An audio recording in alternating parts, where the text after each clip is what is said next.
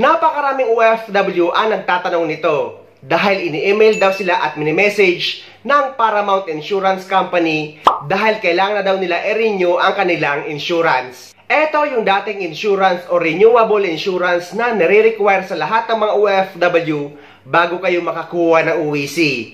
Yes guys, required to noon bago makakuha ang isang OFW ng UEC sa POA. Hindi ka noon makakakuha ng UEC kapag wala kang kinuhang insurance tulad na lang sa Paramount Insurance.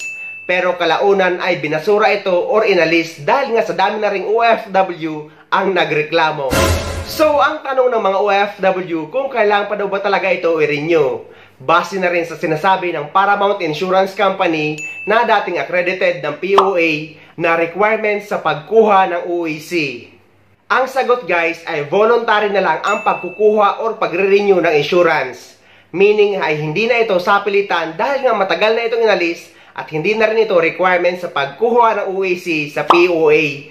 Dahil nga sa napakaraming OFW ang nagreklamo noon. So nasa sa inyo guys kung i-renew nyo pa ang inyong Paramount Insurance or hindi. Wala naman ding problema doon.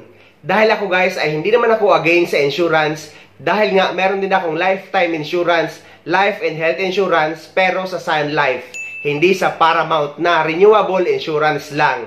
Yung sa akin ay lifetime. So kayo ang bahala guys kung magre-renew kayo or hindi. Pero inuulit ko na hindi na ito requirements bago kayo makakuha ng UEC dahil matagal na itong inalis. Hope na sagot ko ang mga katanungan nyo tungkol dito. At sa mga hindi pa dyan nakasubscribe sa channel ko, please don't forget to subscribe my YouTube channel and please click the notification bell para lagi kang updated sa mga upcoming videos na gagawin ko tungkol sa mga updates sa ating mga OFW.